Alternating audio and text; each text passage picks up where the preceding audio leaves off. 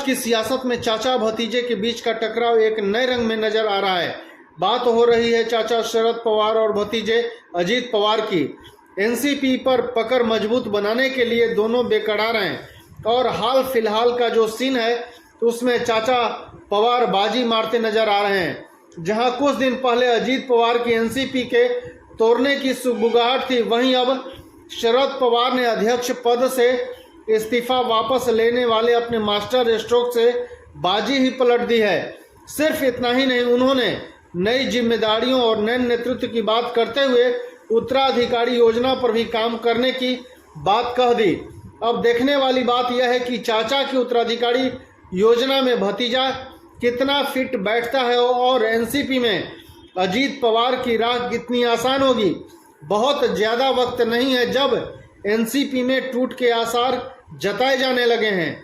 अजीत पवार को लेकर अटकलें लगाई जा रही थी कि वह कुछ एनसीपी विधायकों को अपने साथ लेकर भाजपा के साथ जा सकते हैं। जाहिर सी बात है कि सीनियर पवार ने भी हालात पर नज़र रखे हुए थे। हालांकि अजीत पवार ने आखिरी दम तक एनसीपी में रहने की बात कह दी थी, लेकिन राजनीति के मंझे हुए खिलाड़ी शरद पवार ने संभवतः हवा का रुख भांप लिया था। इसलिए उन्होंने एक ऐसा इमोशनल कार्ड खेला जिसमें अजीत पवार तो छोड़िए, राजनीति के तमाम दिग्गज तक शॉक्ड रह गए। अजीत पवार की महत्वाकांक्षा समय समय पर उबाल मारती रही है। वहीं शरद पवार पार्टी की लीडरशिप से लेकर संगठनात्मक बदलाव तक की बातें कह चुके हैं।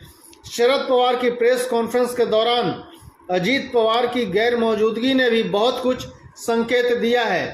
भले ही शरद पवार ने यह कहकर बात बदलने की कोशिश की है कि सभी लोग एक साथ एक जगह नहीं हो सकते, लेकिन यह भी सच है कि सीनियर पवार की एनसीपी की लंबी योजनाओं में अजीत पवार कहीं फिट होते नजर नहीं आते।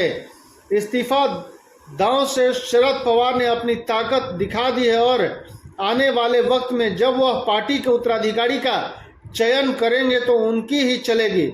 एनसीपी में शरद पवार के उत्तराधिकारी की रेस में कौन होगा, इसका लेकर कई नाम सामने आ रहे हैं। सबसे पहले तो सुप्रिया सुले का नाम है, जो शरद पवार की बेटी होने के नाते पहली पसंद है। कहा तो ये भी जा रहा है कि सुप्रिया सुले की राह आसान करने के लिए ही शरद पवार ने इस्तीफे का यह पूरा ड्रामा रचा था। सुप्रिया सुले के बाद बीते दिनों में एक और नाम उभरा है, यह है रोहित पवार। बताया जा रहा है कि रोहित पवार शरद पवार के बेहद खास हैं और इसलिए उत्तराधिकारी योजनाओं में वह फिट बैठ जाए तो बहुत हैरानी नहीं होनी चाहिए। अगर देखा जाए तो एनसीपी में अजीत पवार की सियासी संभावनाएं बहुत तेजी से सिमट चुकी हैं। पार्टी तोड़ने की उनकी कोशिश भी अब आसान नहीं होने वाली है। शरद पवार ने अपना इमोशनल कार्ड खेलकर पार्टी को जिस तरह से एक सूत्र में बांधा है, वह भी अजीत पवार के लिए एक स्पष्ट संदेश जैसा है। कुल मिलाकर अब अजीत पवार के सामने दो ही विकल्प बचे हैं। पहला तो या तो वह चुपचाप एनसीपी में पड़े रहें और जो भी मिले उसे स्वीकार कर लें, दूसरा वह एनसीपी से अलग अपना रास्ता तलाश करें। इन सभी सवालों के जवाब भविष्य में छुपे हुए हैं, लेकिन फिलहाल जो बाजी शरद पवार ने अपने पाले में कर ली है। धन्यवाद।